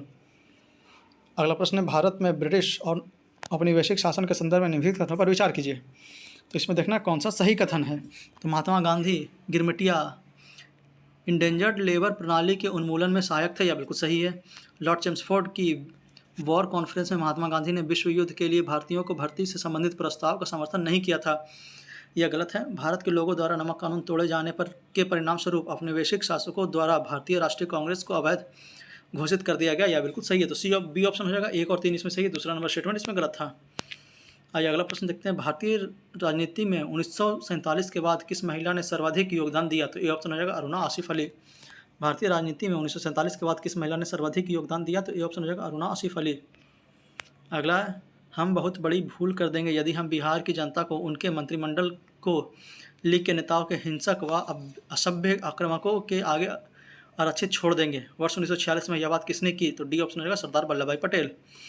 हम बहुत बड़ी भूल कर देंगे यदि हम बिहार की जनता और उनके मंत्रिमंडल के को लीग के नेताओं के हिंसक व असभ्य आक्रमणों के आगे आरक्षित छोड़ देंगे। वर्ष 1946 में यह बात किसने की? तो डी ऑप्शन हो जाएगा सरदार पटेल ने। आगे, किसने वर्ष 1921 में पहली बार पूर्ण स्वतंत्रता की मांग उठाया? तो डी ऑप्शन हो जाएगा मौलाना हजरत मोहानी। किसने वर्ष 1921 में पहली बार पूर्ण स्वतंत्रता की मांग को उठाया? तो डी ऑप्शन हो जाएगा मौलाना हजरत मोहानी। आगे, भारत विभाजन के लिए मोहम्मद अली जिन्ना को सर्वाधिक उत्तरदायी किसने ठहराया? तो डी ऑप्शन हो जाएगा लॉर्ड माउंटबेटन ने। भारत विभाजन के लिए मोहम्मद अली जिन्ना को सर्वाधिक उत्तरदायी किसने ठहराया? तो डी ऑप्शन हो जाएगा लॉर्ड माउंटबेटन ने। आगे, निम्नलिखित में से किसने 13 दिसंबर 1928 को दिल्ली में हुए सर्वदलीय मुस्लिम सम्मेलन की अध्यक्षता की? तो ए ऑप्शन हो जाएगा आगा खां। निम्नलिखित में से किसने 31 दिसंबर 1928 को दिल्ली में हुए सर्वदलीय मुस्लिम सम्मेलन की अध्यक्षता की थी? तो ए ऑप्शन हो जाएगा आगा खां। आगे, अगस्त 1923 में बनारस हिंदू महासभा के अधिवेशन की अध्यक्षता की? तो डी ऑप्शन हो जाएगा पंडित मदन मोहन मालवीय ने। अगस्त 1923 में बनारस हिंदू महासभा की अधिवेशन की अध्यक्षता की किसने? तो डी ऑप्शन हो जाएगा पंडित मदन मोहन मालवीय ने। आधुनिक बिहार का निर्माता किसे माना जाता है? तो ए ऑप्शन हो जाएगा सच्चिदानंद सिन्हा। आधुनिक बिहार का निर्माता किसे माना जाता है? तो ए ऑप्शन हो जाएगा सच्चिदानंद सिन्हा को। आगे, भारत की कम्युनिस्ट पार्टी और राष्ट्रीय स्वयंसेवक संघ की स्थापना को क्रमशः सबसे करीबी वर्ष पहचानिए। तो बी ऑप्शन हो जाएगा 1925 और 1925, दोनों से 1925 में गठित हुआ था। आगे, फ्रंटियर गांधी का असली नाम था? तो सी ऑप्शन हो जाएगा अब्दुल गफ़ार खां। फ्रंटियर गांधी का असली नाम क्या था? तो सी ऑप्शन हो जाएगा अब्दुल गफ़ार खां। आगे, सीमांत गांधी के नाम से कौन जाने जाते हैं? तो डी ऑप्शन हो जाएगा अब्दुल गफ़ार खां। सीमांत गांधी के नाम से कौन जाने जाते हैं? तो डी ऑप्शन हो जाएगा अब्दुल गफ़ार खां। आगे, इनमें से किसे फ्रंटियर गांधी कहा जाता है? तो बी ऑप्शन हो जाएगा खान अब्दुल गफ़ार खां। इनमें से किसे फ्रंटियर गांधी कहा जाता है? तो बी ऑप्शन हो जाएगा खान अब्दुल गफ़ार खां। अगला प्रश्न है, निम्नलिखित में से किन्हें बम्बई त्रिमूर्ति के नाम से जाना जाता है? तो सी ऑप्शन हो जाएगा मेहता, तेलंग और तैयब जी। निम्नलिखित में से किसे बम्बई त्रिमूर्ति के नाम से जाना जाता है? तो सी ऑप्शन हो जाएगा मेहता, तेलंग और तैयब जी। इनका पूरा नाम है फिरोज शाह मेहता, केटी तेलंग और बदरुद्दीन तैयब जी। आगे, अंग्रेजों के विरुद्ध खान अब्दुल गफ़ार खां द्वारा प्रारंभ किए गए आंदोलन को क्या नाम दिया गया? तो ए ऑप्शन हो जाएगा लाल कुर्ती या रेड शर्ट। अंग्रेजों के विरुद्ध खान अब्दुल गफ़ार खां द्वारा प्रारंभ किए गए आंदोलन का क्या नाम था? तो ए ऑप्शन हो जाएगा लाल कुर्ती या फिर रेड शर्ट। आगे, निम्नलिखित में से किसने डॉक्टर भीमराव अम्बेडकर पर यह कहकर आक्रमण किया कि अम्बेडकर को उदार ब्रिटिश सरकार द्वारा थोपा गया नेतृत्व प्राप्त हुआ था क्योंकि उनकी सेवाएं राष्ट्रवादी नेताओं को बाधा पहुंचाने के लिए आवश्यक थी? तो सी ऑप्शन हो जाएगा WBS मुंजे। निम्नलिखित में से किसने डॉक्टर BR अम्बेडकर को यह कहकर आक्रमण किया कि अम्बेडकर को उदार ब्रिटिश सरकार द्वारा थोपा गया नेतृत्व प्राप्त हुआ था क्योंकि उनकी सेवाएं राष्ट्रवादी नेताओं को बाधा पहुंचाने के लिए आवश्यक थी? तो सी ऑप्शन हो जाएगा डॉक्टर BS मुंजे। आगे, 19वीं शताब्दी के अंत में इतिहास के अध्ययन ने भारत में राष्ट्रीयता की भावना पैदा करने में किस प्रकार मदद की? तो इसका आंसर डी हो जाएगा उपयुक्त में से कोई नहीं, मतलब कोई भी ऐसा स्टेटमेंट सही नहीं है इसमें। आइए अगला प्रश्न पे चलते हैं। त्रिपुरा की देशी रियासत स्वतंत्रता आंदोलन में 20वीं सदी के प्रारंभ में शामिल हुई क्योंकि? बी ऑप्शन हो जाएगा बंगाल के क्रांतिकारी त्रिपुरा में आश्रय लिए हुए थे। त्रिपुरा के देशी रियासत स्वतंत्रता आंदोलन में 20वीं सदी के प्रारंभ में शामिल हुए क्योंकि? तो बी ऑप्शन हो जाएगा बंगाल के क्रांतिकारी त्रिपुरा में आश्रय लिए हुए थे। आगे राजेंद्र प्रसाद कहाँ के रहने वाले थे? तो बी ऑप्शन रहेगा बिहार। राजेंद्र प्रसाद कहाँ के रहने वाले थे? तो बी ऑप्शन रहेगा बिहार। आगे नारी संत दयाबाई शिष्या थी? तो ए ऑप्शन रहेगा संत चरणदास की। नारी संत दयाबाई शिष्या थी किसकी? तो ए ऑप्शन रहेगा संत चरणदास की। आगे महान कवि रवीन्द्रनाथ टैगोर के महान चित्रकार के रूप में उभरे जब उनकी आयु थी लगभग? तो डी ऑप्शन रहेगा 70 वर्ष। महान कवि रवीन्द्रनाथ टैगोर एक महान चित्रकार के रूप में उभरे जब उनकी आयु क्या थी? तो डी ऑप्शन रहेगा 70 वर्ष। आगे निम्नलिखित कथनों पर विचार कीजिए, उपयुक्त में से कौन सा कथन सही है? तो संत फ्रांसिस जेवियर जेसुइट संघ ऑर्डर के संस्थापक सदस्यों में से एक थे, यह बिल्कुल सही है।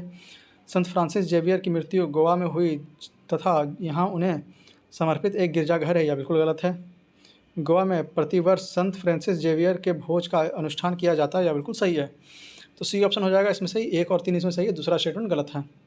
अगला है जगत नारायण लाल को किस जेल में भेजा गया? तो डी ऑप्शन हो जाएगा हजारीबाग जेल। जगत नारायण लाल को किस जेल में भेजा गया? तो डी ऑप्शन हो जाएगा हजारीबाग जेल में। आगे कस्तूरबा एवं महादेव देसाई की समाधियाँ किस परिसर में स्थित है? तो ए ऑप्शन हो जाएगा आगा खां पैलेस पूना। कस्तूरबा एवं महादेव देसाई की समाधियाँ किस परिसर में स्थित है? तो ए ऑप्शन हो जाएगा आगा खां पैलेस पूना में। आगे कस्तूरबा गांधी की समाधि स्थित है? तो सी ऑप्शन रहेगा आगा खां महल पुणे परिसर में। कस्तूरबा गांधी की समाधि स्थित है कहाँ? तो डी ऑप्शन रहेगा आगा खां महल पूना परिसर में। आगे निम्नलिखित में से कौन कांग्रेस के आधिकारिक इतिहास के रचयिता थे? तो सी ऑप्शन रहेगा पट्टाभी सीतारामैया। निम्नलिखित में से कौन कांग्रेस के आधिकारिक इतिहास के रचयिता थे? तो सी ऑप्शन रहेगा पट्टाभी सीतारामैया। आगे भारत में उपनिवेशवाद काल में विटली आयोग का उद्देश्य था? तो बी ऑप्शन हो जाएगा श्रमिकों की मौजूदा परिस्थितियों पर प्रतिवेदन कर सिफारिशें प्रस्तुत करना। भारत में उपनिवेश काल में विटली आयोग का उद्देश्य क्या था? तो बी ऑप्शन हो जाएगा श्रमिकों की मौजूदा परिस्थितियों पर प्रतिवेदन कर सिफारिश प्रस्तुत करना। अगला है Catherine Mayo, elders Huxley, Charles Andrews और विलियम डिग्बी के बीच आम रिश्ता क्या था? तो ए ऑप्शन रहेगा उन्होंने ब्रिटिश शासन के दौरान भारत की हालत पर टिप्पणियाँ लिखीं। Catherine Mayo, elders Huxley, Charles Andrews और विलियम डिग्बी के बीच आम रिश्ता क्या था? तो ए ऑप्शन रहेगा उन्होंने ब्रिटिश शासन के दौरान भारत की हालत पर टिप्पणियाँ लिखीं। आगे बंगाल दुर्भिक्ष का वर्ष जिसमें लाखों लोग दिव्यांगत हुए थे क्या है? तो बी ऑप्शन हो जाएगा 1943। बंगाल दुर्भिक्ष का वर्ष जिसमें लाखों लोग दिवंगत हुए थे क्या है? तो बी ऑप्शन रहेगा 1943। आगे विश्व में शांति और आपसी सहयोग स्थापित करने के लिए ने कौन सा सिद्धांत प्रस्तुत किया? तो ए ऑप्शन रहेगा गुटनिरपेक्षता या नॉन अलाइनमेंट। विश्व में शांति और आपसी सहयोग स्थापित करने के लिए ने कौन सा सिद्धांत प्रस्तुत किया? तो ए ऑप्शन रहेगा गुटनिरपेक्षता या नॉन अलाइनमेंट। आगे 15 अगस्त 1947 के बाद भारत का कौन सा भाग पुर्तगाल के अधीन बन गया? तो ए ऑप्शन रहेगा गोवा। 15 अगस्त 1947 के बाद भारत का कौन सा भाग पुर्तगालियों के अधीन बन गया? तो ए ऑप्शन रहेगा गोवा। आगे भारत में 15 अगस्त 1947 के पश्चात अपनी वैश्विक शक्ति के विरुद्ध स्वाधीनता संघर्ष जारी रखना पड़ा? तो डी ऑप्शन रहेगा पुर्तगाल को। भारत में 15 अगस्त 1947 के पश्चात भी किस औपनिवेशिक शक्ति के विरुद्ध स्वाधीनता संघर्ष जारी रखना पड़ा?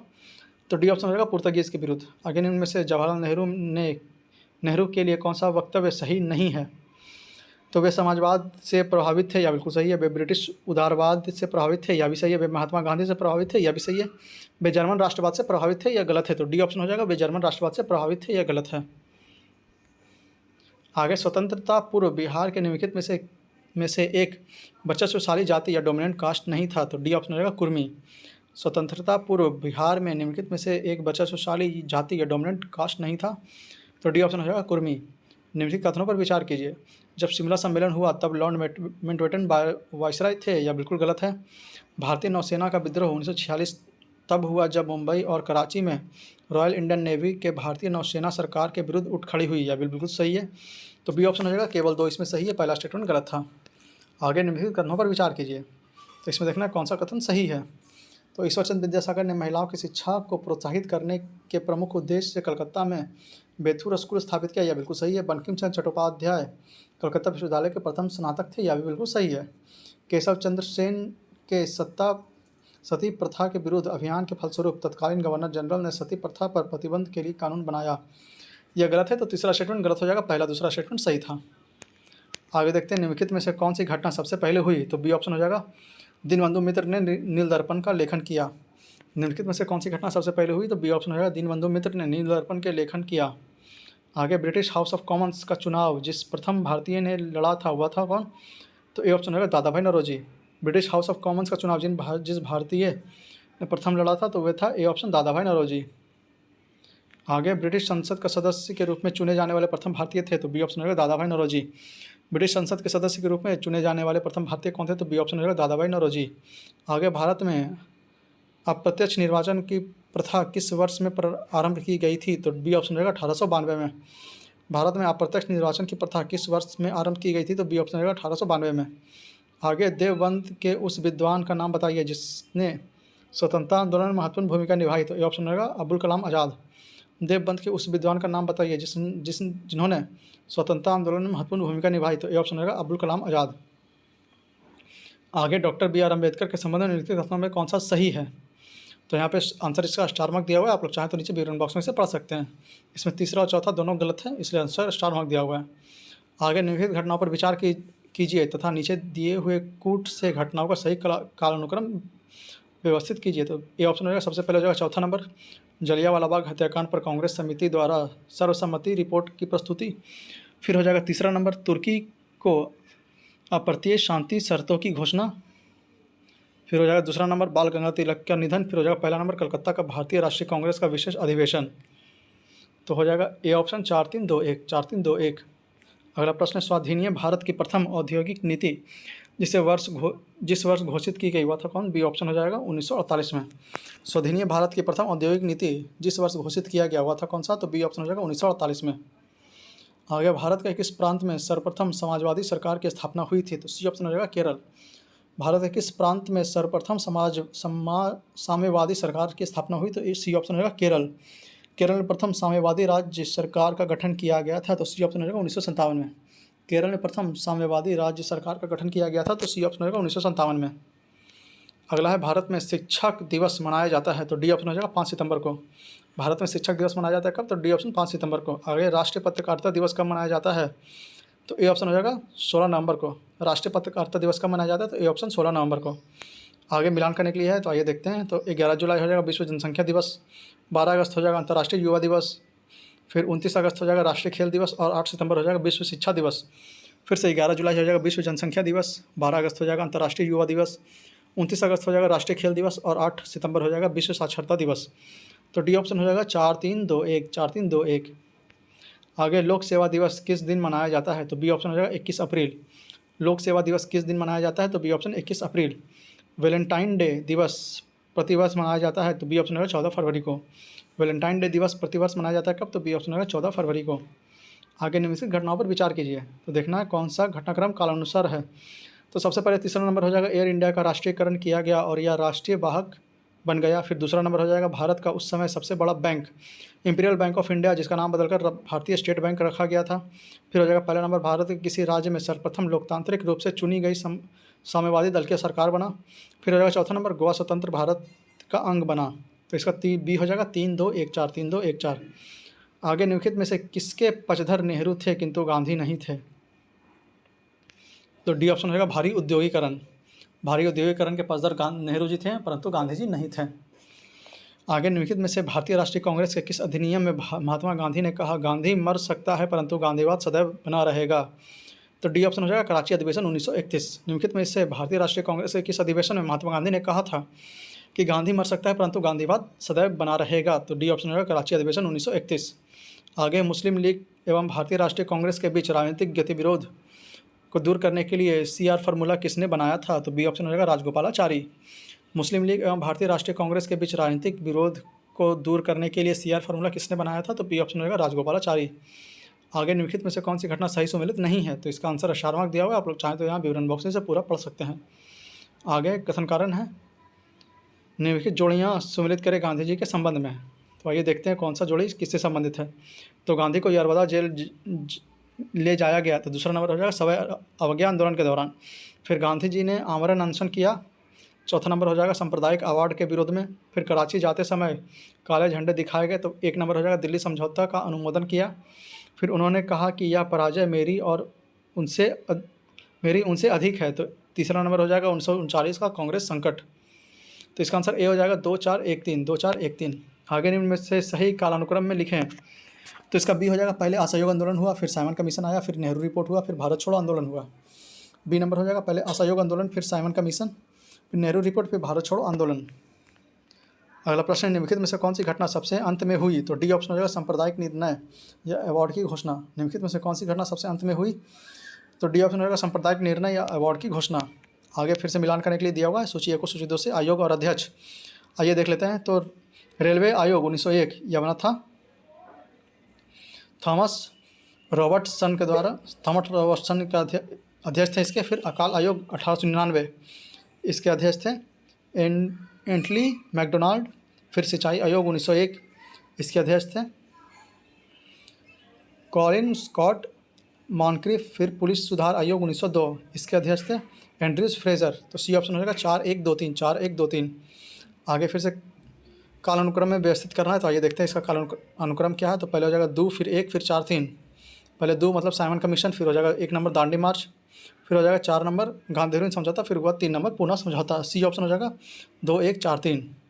आगे निम्नलिखित घटनाओं पर विचार कीजिए, उन्हें कालानुक्रम व्यवस्थित कीजिए।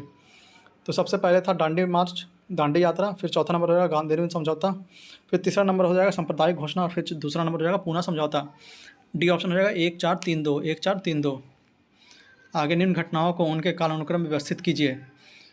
तो सबसे पहले हो जाएगा डी नंबर, जिन्ना द्वारा शिमला कॉन्फ्रेंस को विध्वंस करना। फिर हो जाएगा बी नंबर, कैबिनेट मिशन का पहुंचना। फिर हो जाएगा सी नंबर, मुस्लिम लीग द्वारा सीधी कार्रवाई प्रारंभ करना। फिर हो जाएगा ए नंबर, अंतरिम सरकार का गठन। तो बी ऑप्शन हो जाएगा DBCA, DBCA।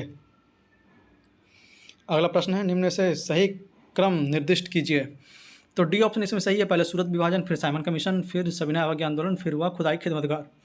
फिर से पहले सूरत विभाजन, फिर साइमन कमीशन, फिर सविनय अवज्ञा आंदोलन, फिर खुदाई खिदमतगार। तो डी ऑप्शन इसका सही हो जाएगा। आगे मिलान करने के लिए दिया हुआ है, तो इसका मिलान देखते हैं। तो आज़ाद मुस्लिम कॉन्फ्रेंस यह हुआ था अल्लाह बख्श के द्वारा। फिर खाकसार पार्टी यह हुआ था अलामा मशरिकी द्वारा। तीसरा नंबर फिर हुआ खुदाई खिदमतगार, यह हुआ था 1 नंबर अब्दुल गफ़ार खां। फिर कृषक प्रजा पार्टी यह हुआ था 4 नंबर फजलुल हक। तो सी ऑप्शन हो जाएगा 2, 3, 1, 4, 2, 3, 1, 4। अगला प्रश्न सुमेलित करने के लिए फिर से दिया हुआ है। तो बारदौली सत्याग्रह हो जाएगा सरदार पटेल, चंपारण सत्याग्रह हो जाएगा गांधी जी, कूका आंदोलन हो जाएगा राम सिंह, और लाल कुर्ती हो जाएगा गफ़ार खां। तो ए ऑप्शन हो जाएगा 4, 1, 2, 3, 4, 1, 2, 3। अगला प्रश्न, निम्न में से कौन सुमेलित नहीं है? तो इसका आंसर स्टार मार्क दिया हुआ है, आप लोग चाहे तो नीचे विवरण बॉक्स में से पूरा पढ़ सकते हैं। अगला मिले सुमेलित करने के लिए दिया हुआ है आंदोलन और व्यक्ति। तो आइए देख लेते हैं। तो इसका भी आंसर स्टार मार्क दिया हुआ है, आप लोग चाहें तो यहाँ पढ़ सकते हैं पूरा का पूरा। अगला प्रश्न, निम्न में से कौन सुमेलित नहीं है? तो मोतीलाल नेहरू, नेहरू रिपोर्ट बिल्कुल सही है। MK गांधी चंपारण आंदोलन, यह भी सही है। SC बोस फॉरवर्ड ब्लॉक, यह भी सही है। MN जिन्ना खिलाफत आंदोलन, यह गलत है। तो डी ऑप्शन इसमें गलत हो जाएगा, MN जिन्ना खिलाफत आंदोलन। अगला सुमेलित करने के लिए दिया हुआ सूची 1 को सूची 2 से। तो आइए मिलान देखते हैं। विनोबा भावे हो जाएगा व्यक्तिगत सत्याग्रह, BG तिलक हो जाएगा होम रूल आंदोलन, अरुणा आसिफ अली यह हो जाएंगे। चौथा नंबर भारत छोड़ो आंदोलन, फिर सरोजिनी नायडू यह हो जाएंगे धरसना रेड। तो ए ऑप्शन हो जाएगा 2, 1, 4, 3, 2, 1, 4, 3। अगला प्रश्न है, निम्न में से कौन सी जोड़ी सही है? तो बी ऑप्शन सही हो जाएगा, CR दास देशबंधु, यह बिल्कुल सही है। बाकी तीनों जोड़ी इसमें गलत था। आगे फिर से मिलान करने के लिए दिया हुआ है आंदोलन आदि और व्यक्ति जो जाने जाते हैं।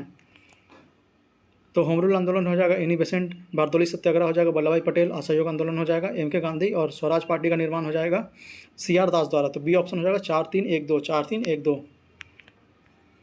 अगला प्रश्न फिर से मिलान करने के लिए दिया हुआ है, आइए मिलान देखते हैं। तो महात्मा गांधी हो जाएंगे दांडी मार्च, जवाहरलाल नेहरू हो जाएगा लाहौर कांग्रेस के पूर्ण स्वराज की मांग, फिर खान अब्दुल गफ़ार खां यह हो जाएंगे दूसरा नंबर लाल कुर्ती अभियान, और फिर वल्लभ भाई पटेल हो जाएंगे बारदौली सत्याग्रह। तो इसका आंसर डी हो जाएगा 1, 4, 2, 3, 1, 4, 2, 3। अगला प्रश्न, निम्न में से किस सही क्रम बताइए? तो इसका बी ऑप्शन हो जाएगा। सबसे पहले ए हो जाएगा रेगुलेटिंग एक्ट, फिर हो जाएगा सी नंबर बंगाल का विभाजन, फिर हो जाएगा डी नंबर मुस्लिम लीग की स्थापना, और फिर बी नंबर हो जाएगा सूरत की फूट। तो इसका बी हो जाएगा ACDB। अगला, राष्ट्रीय आंदोलन के निम्न घटना हैं, तो इनका कालानुसार क्रम क्या है? तो इसका सबसे पहले हो जाएगा ए नंबर, मतलब 1 नंबर चंपारण सत्याग्रह, फिर दूसरा नंबर हो जाएगा असहयोग आंदोलन, फिर चौथा नंबर हो जाएगा दांडी मार्च, फिर तीसरा नंबर हो जाएगा भारत छोड़ो आंदोलन। तो इसका ए हो जाएगा 1 2 4 3, 1 2 4 3। अगला 136 नंबर प्रश्न, इसे हम अगला वीडियो लेक्चर में करेंगे। इस वीडियो लेक्चर को हम यहीं पे समाप्त करते हैं। उम्मीद है आपको वीडियो पसंद आया होगा, तो आप लोग कमेंट बॉक्स में जरूर बताएंगे आपको हमारी यह पहल कैसी लग रही है और आप इससे कितने लाभान्वित हो रहे हैं। यह बुक लगभग समाप्ति के कगार पे 1 से 2 वीडियो में ये पूरा का पूरा बुक अब समाप्त हो जाएगा। तो आपसे बस ये अनुरोध है कि आप हमारे साथ बने रहें, जुड़े रहें, और अगर अभी तक हमारे चैनल को सब्सक्राइब नहीं किया तो प्लीज़ प्लीज़ प्लीज़ इसे सब्सक्राइब करके हमें सपोर्ट करें, ताकि हम जब भी कोई नया वीडियो डालें तो इसे आप तक पहुंचाने में आसानी हो। और वीडियो को ज़्यादा से ज़्यादा शेयर करें उन लोगों तक जो इस बार का 71वें बीपीएससी प्री या फिर TRE4 देने वाले हैं, या कोई भी ऐसा एग्जाम जिसमें हिस्ट्री की अहम भूमिका है, उन लोगों तक इस वीडियो को जरूर पहुँचाएंगे ताकि उन्हें भी इस वीडियो का पूरा पूरा लाभ मिल सके। तो मिलते हैं आपसे अगले वीडियो लेक्चर में, तब तक के लिए जय हिंद, जय भारत।